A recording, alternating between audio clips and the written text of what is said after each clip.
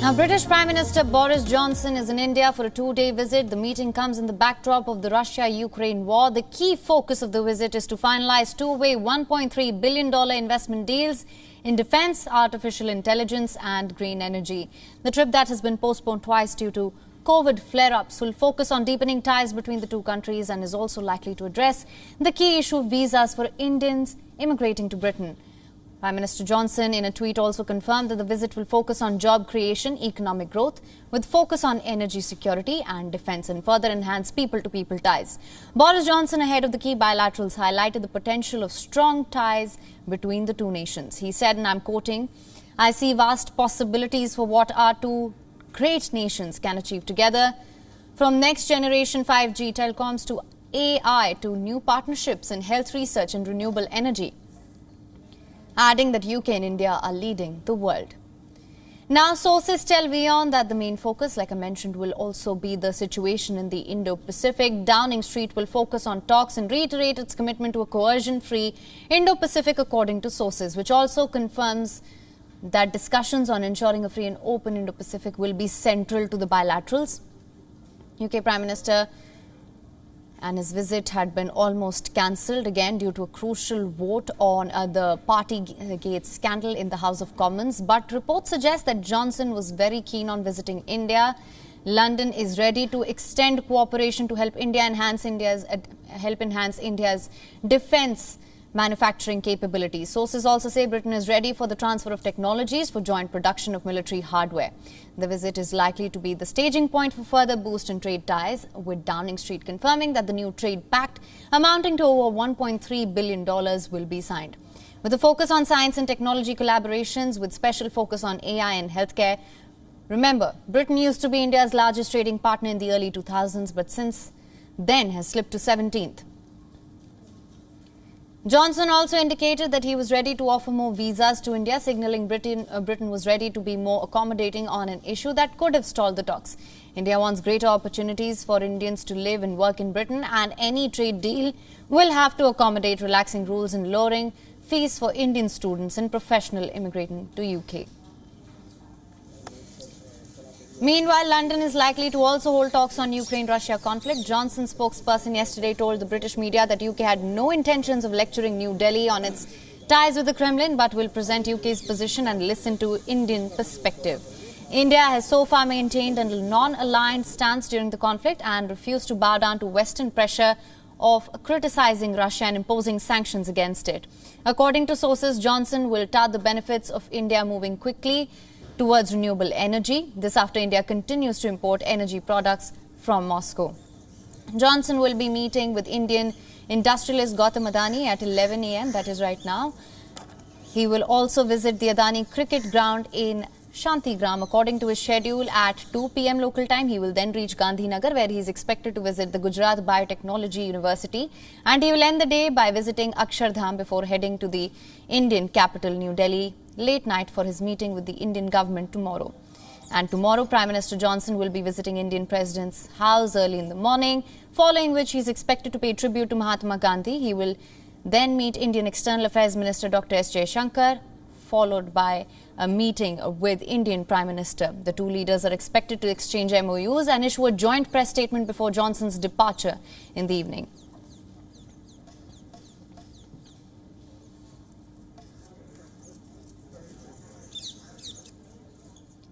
Now, for more on this, joining us live is former Indian diplomat Ambassador Sudhir T. Devare. He has also served as the former Secretary of Ministry of External Affairs of India. We're also being joined by Principal Diplomatic Correspondent Siddhant Sibal. Thank you so much for joining us. Ambassador, my first question to you. We are expecting financial investment deals worth $1.3 billion. What is your take on the same?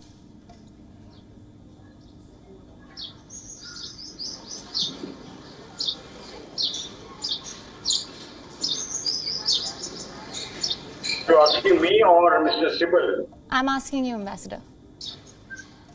Oh, yeah. Well, Mr. Johnson's visit has been in the offing for quite some time.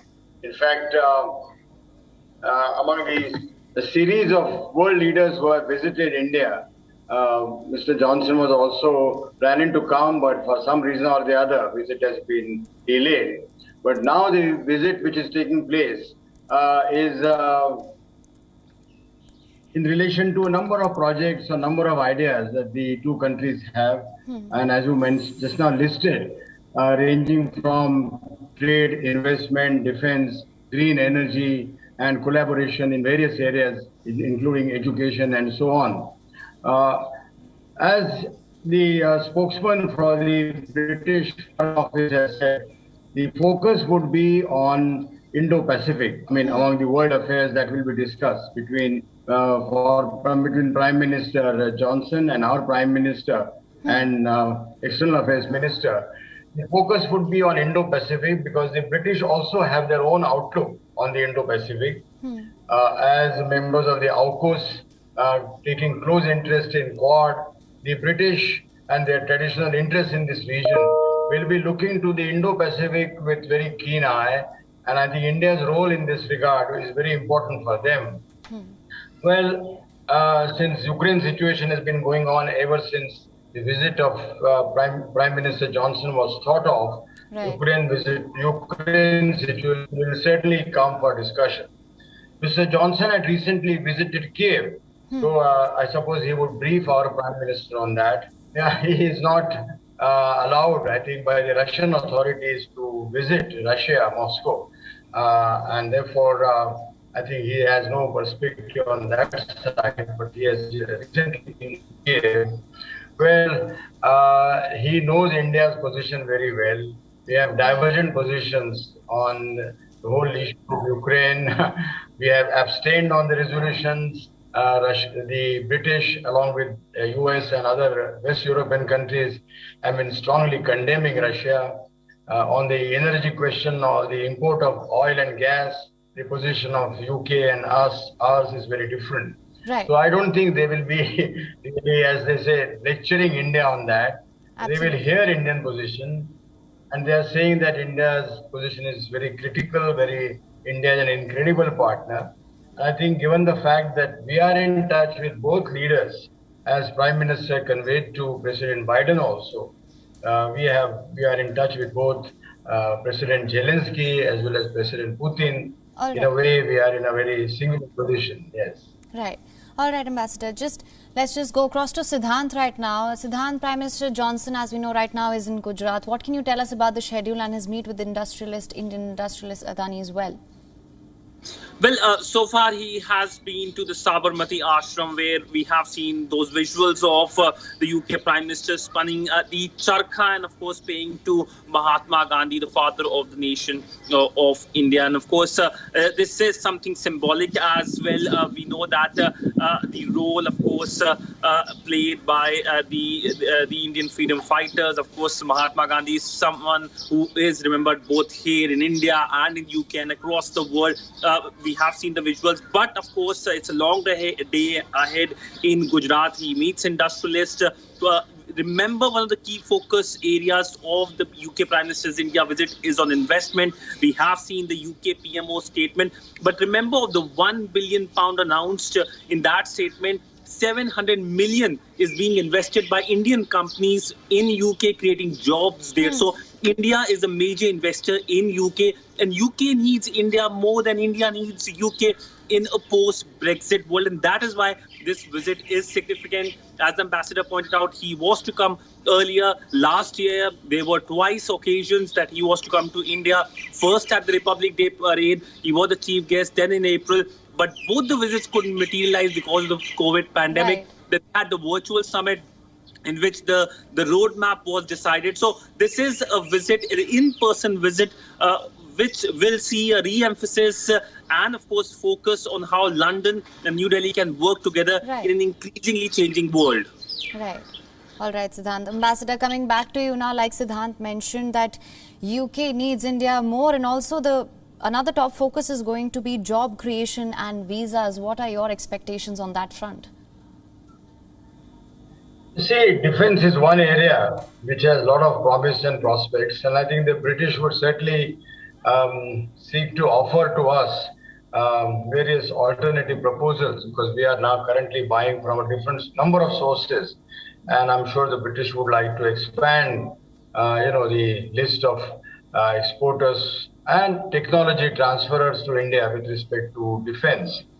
Another area would be, I think, green energy, because energy is one field, particularly solar energy. India has done a lot. India has actually come up with the International Solar Alliance. Health is another sector. I think we have cooperated very well, including the vaccine, the AstraZeneca and so on. So I think a number of areas of promise are before us, and as was mentioned, artificial intelligence and 5G, the software, and these are the areas the UK would be look to us.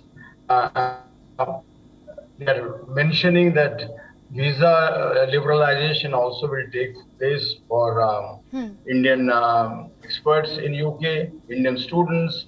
I think UK is looking to a kind of a different partnership with India post-Brexit. Already 2 rounds of trade negotiations, FTA between UK and India have been held.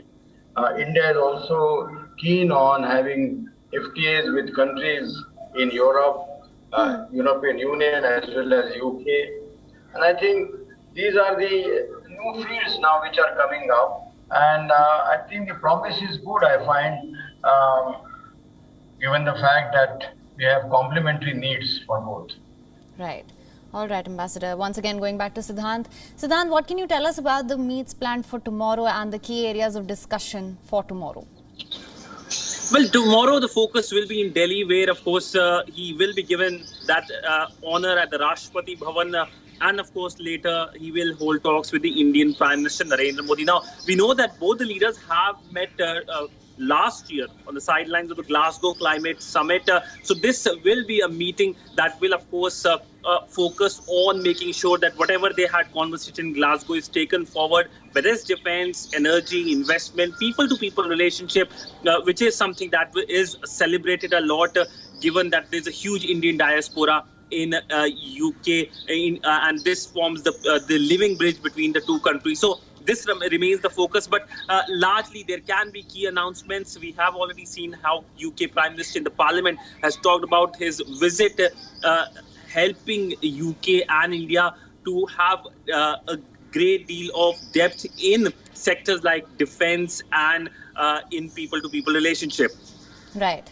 Ambassador, coming back to you, now you mentioned this earlier, and of course we know that the focus is to deepen relations between the two sides, but Russia-Ukraine conflict is likely to come up, and in fact all eyes are on this right now and their respective stance. What are your expectations and how do you see cooperation on that front going forward as well? Well, we are in consultation with as many important players in the UN as well as elsewhere. UK is among them. The whole supply chain has been disrupted. Value chain has been disrupted. And because of the war, not just these two countries or only the Europe, but rest of the world is also affected. So I think we have to work out together various issues, try to find solutions so that international financial cooperation, economic cooperation in globalized world, which has been going on for some time, does not get so badly disrupted. I think this is the need of the day now. Whole issue of food security also will have to be seen.